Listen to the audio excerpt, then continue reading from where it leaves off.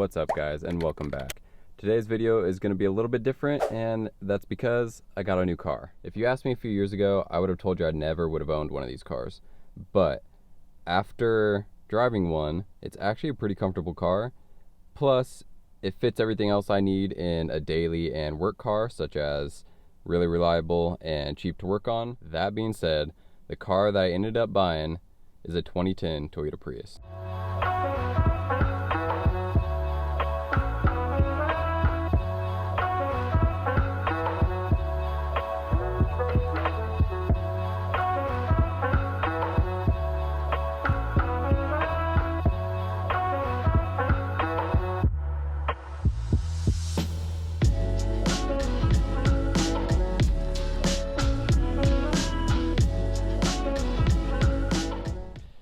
Now I have a couple plans for this car.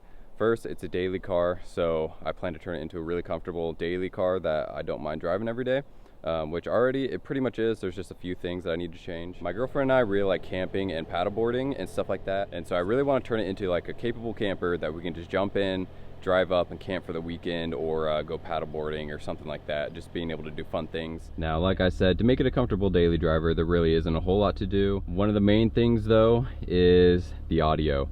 It doesn't have Bluetooth, it does have aux, and I'm just huge on having music and audio and stuff like that for driving around, especially because I'm in this car for several hours a day for work, and I hate listening to the radio, so that's definitely something we need to change, and we're going to change that today. So what I've decided to do is I'm going to use a tablet as my car stereo. I have done this in the past in a car that I owned probably like 6 years ago, and it worked okay, but it wasn't the best. And people have actually come a really long way with apps and software for the Android system to allow it to work with a car in a really seamless and functional way. So you're not having to deal with like bugs and a whole bunch of other stuff trying to get it to work while you're driving or anything. And so far I've messed with it outside of the car for a little bit, and everything is working really well. So I'm super excited to get this in the car and to see how well it actually works. So my idea behind using a Lenovo tablet instead of just a normal Android tablet is this actually runs Windows. So I plan on installing a Android OS for a Windows platform. And then I can also use this not only as a head unit, I'll also be able to plug in to the car OBD2 and use this as a tuning kind of like portable laptop, as well as like just changing settings, because the Prius does have one really annoying feature, and that's whenever you're in reverse, it constantly beeps at you. And for the 3rd generation Prius, as far as I know, there's no sequence that you can do to actually turn it off. I looked it up in the 2nd generation Prius. There's a couple things you can do, like turn the car on and off a couple times, as well as like press the brake a few times, a sequence like that, and you can turn it off. But with the 3rd gen Prius, you actually have to go in using a program called TechStream, which is what the dealership uses, and you can turn that off, as well as a couple other features. So I thought it'd be really cool to have something that could do both. It just seemed really convenient and a cool idea. Now this is the rest of the stuff to complete the install. The first thing is a inverter. The only reason I need this is because I'm using the Lenovo tablet, which is technically a computer and actually needs 65 watts of power. So we need the inverter so that I can plug the wall charger into it, because I've tried using just a normal USB-C charging cable to a car power adapter and it doesn't seem to work. And then I'm going to go with a CD slot tablet mount instead of like hard mounting it or anything like that, so that way it's removable. And so if I do get a new car at some point, I can just take this out and swap it to a new car. And then, although this tablet is supposed to come with GPS, for some reason I can't get it to work, so I went ahead and got this little GPS module. And then once I get it all installed, I'll show you all the apps that I'll be running. Like I said earlier, I did mess with it inside, so I got apps installed and hopefully working the way I want it to while it's in the car. So let's go ahead and get this installed, which should only take a couple minutes.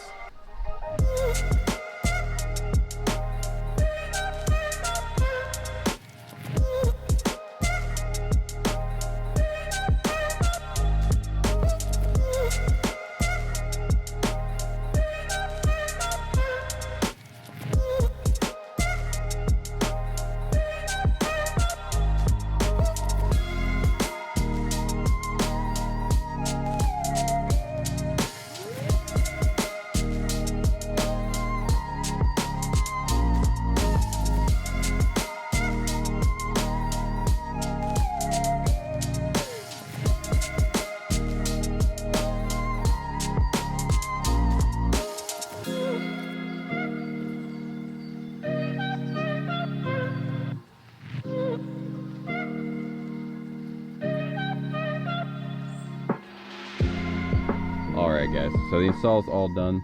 I tried to wrap the cords as best as I could. I have the power cord running down under the center console and around the side right here. This is what the inside looks like right now. It's all just kind of tucked away in here. I might make something that can fit on top, so that way it kind of like covers it all, and then I can still put things in there. But that's all tucked away right now. I forgot to mention earlier, my car does have a aux port all the way in the back right there, and I was going to use an aux cable, but I have a little Bluetooth adapter that I'm going to try instead, so I have that plugged in right there. And then as you can see, I have the GPS module hooked up right here, and I have the cords all zip tied right back here, just out of the way, so you really can't see it from inside the car. The only time you can see it is if you're looking straight through the windshield. But let's go ahead and power this thing on real fast and make sure it all works.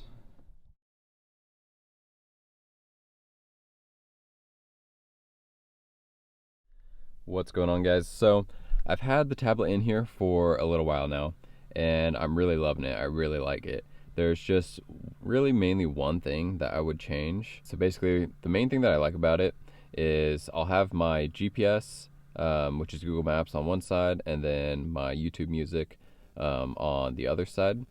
And so every time the tablet turns on, those are automatically on and in the right spot. And then with MacroDroid, it automatically connects to my hotspot, which is super nice. And so far, all that is totally fine. I haven't had any issues with that. Some of the things with MacroDroid, I started messing around with it, and because of this tablet being a Windows tablet, and it's running a Android-like software, it's not like fully Android, it doesn't work 100% on some of that stuff.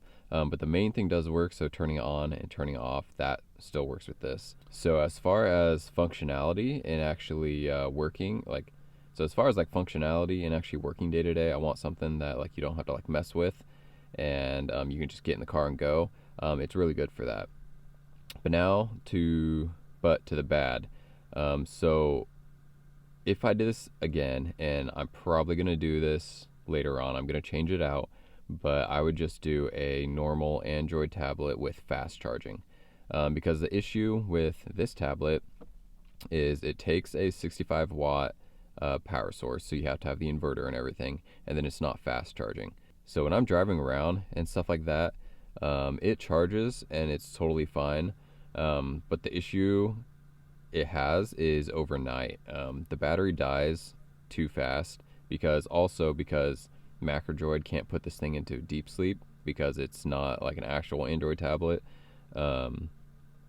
So the screen turns off, but everything's still running. I turn airplane mode and everything on there, but it still doesn't seem to be able to last throughout the whole night, and then it doesn't quite charge fast enough. So that's my only thing. At the end of the night, I usually shut it off, and in the morning I turn it on, and then once you turn it on, everything's fine. It's totally automated. You don't have to worry about it. If you're running errands or whatever, shut the car off, turn the car back on, everything boots up right away and automatically. But it's just that fast charging. So a tablet would be able to go into deep sleep, so it'd be able to last the whole night, and then you would also be able to fast charge it, so it would charge 100% no problem, and you'd be able to like use a whole bunch of different apps while it's charging, and you would still see that number going up. Where this, if you're using a lot of different apps or have a lot of different things going, like brightness full max and then like audio going, it charges very, very slow. But so if I were to do this again, and I'm thinking in the future I might sell this and then buy like a Samsung tablet, a used Samsung tablet off of eBay or something with fast charging, and it'll be an actual Android tablet, so everything should work with it 100%, no issues. I really think this would be perfect. As far as music and everything else goes, I couldn't be happier. This thing runs really, really well. I was thinking I might end up having an issue with glare or anything like that, and so far I haven't had any issues. If that were to happen, I would put like a paper-like matte screen protector on here, which helps reduce the glare. But honestly, I haven't had any issues with that. It's really easy to operate while you're driving around. So, I mean, that's pretty much it. I'm super happy with it. This thing turned out way better than I really expected it to. A lot of the integration and stuff that you can do with it as a car tablet has really improved. So like I said though, I am probably going to switch it out to an actual Android tablet. I like the idea of having Windows and Android on one unit so that I can do like tuning and stuff and I have like a Tactrix cable for tuning my WRX, which I can use with Windows, and I can use TextStream, so I can change settings on the Prius. And what I've noticed is the Prius will throw codes and stuff that won't show up on an OBD2 reader. So I have a little Bluetooth Android OBD2 reader. I also have a normal plug-in one, and lights will be on. So like when I disconnected something and I didn't disconnect the battery first, it threw codes, but the OBD2 reader and stuff wasn't catching it. Using TextStream, you'll be able to see exactly what the code is and clear it. And because I was just changing a little plug out and it threw code, but then it wasn't like clearing itself, and TextStream was the only thing that caught it. But hindsight, I'd much rather just have a good quality fast charging Android tablet and then just have a secondary cheapo laptop that I can like plug in with and just have it for like tuning and diagnosing. And that way I think it'd be cool too if I set up all my cars kind of like this. I can just have everything on the tablet, have all my music and everything ready, and then I can just take the tablet to a different car, and then all I'd have to do is plug a single USB-C plug into it and it should be good to go. Yeah, so those are the thoughts of having a tablet as a head unit in my car. I'm really happy with it. I like it way better. I've had a couple of the smaller touchscreen units in cars in my past, and this is definitely way better. So yeah, I mean, I'm really happy with the setup, and I couldn't really ask for anything more. So that's all I have for you guys in this video. If you guys have any questions, feel free to let me know. But yeah, if you guys liked this video, go ahead and give it a like. You can subscribe for more Prius mods and WRX mods, and let me know if you guys have anything that you'd be interested in seeing on the Prius, any upgrades or anything like that, as well as the WRX. But that being said, I hope you guys have a good one, and I'll see you in the next one.